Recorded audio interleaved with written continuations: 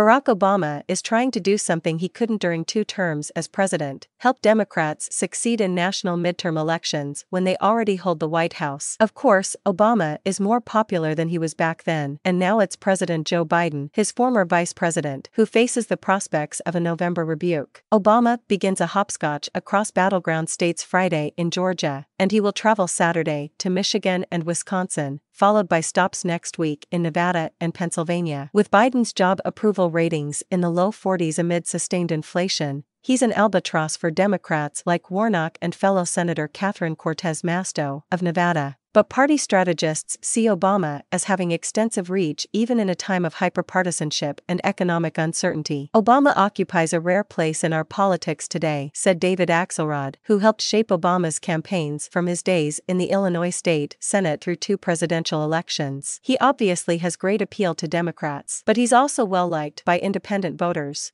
Swimming against those historical tides, Biden traveled Thursday to Syracuse, New York, for a rare appearance in a competitive congressional district. After months of Republican attacks over inflation, he offered a closing economic argument buoyed somewhat by news of 2.6% GDP growth in the third quarter after 2 previous quarters of retraction. Democrats are building a better America for everyone with an economy where everyone does well, Biden said. Yet Lee Smith, a Democratic strategist, said Obama is better positioned to take that same argument to Americans who haven't decided whom to vote for or whether to vote at all. If it's just a straight-up referendum on Democrats and the economy, then we're screwed, Smith said, acknowledging that no incumbent party wants to run amid sustained inflation. But you have to make the election a choice between the 2 parties, crystallize the differences. He couldn't replicate it in midterms, but he's not the president this time. Smith and Axelrod said that means Obama can more deftly position himself above the fray to defend Democratic accomplishments, from the specifics of the Inflation Reduction Act to the COVID-19 pandemic relief package that many Democrats have avoided touting because Republicans blame it for inflation. Smith said Obama can remind voters of years of Republican attacks on his 2010 health care law that now seems to be a permanent and generally accepted part of the U.S. health insurance market. In Michigan, Obama will campaign in Detroit with Governor Gretchen Whitmer, who is being challenged by Republican Tudor Dixon, and in Wisconsin, he'll be in Milwaukee with Senate candidate Mandela Barnes, who is trying to oust Republican Senator Ron Johnson. Each city is where the state's black population is most concentrated. Obama's Pennsylvania swing will include Philadelphia, another city where Democrats must get a strong turnout from black voters to win competitive races for Senate and governor. With the Senate now split 50-50 between the 2 major parties and Vice President Kamala Harris giving Democrats the deciding vote, any Senate contest could end up deciding which party controls the chamber for the next 2 years. Among the tightest Senate battlegrounds, Georgia, Wisconsin, and Pennsylvania are 3 where black turnout could be most critical to Democratic fortunes. It's always been dicey to bring in national Democrats in a midterm, and it doesn't help when they bring a lot of baggage, Smith said of Clinton. Axelrod was more circumspect, saying simply, it's a different time. But he said Obama and Clinton have a similar approach. What Clinton and Obama share is a kind of unique ability to colloquialize complicated political arguments of the time. Just talk in common sense terms, Axelrod said. They're storytellers. I think you'll see that again when he's out there.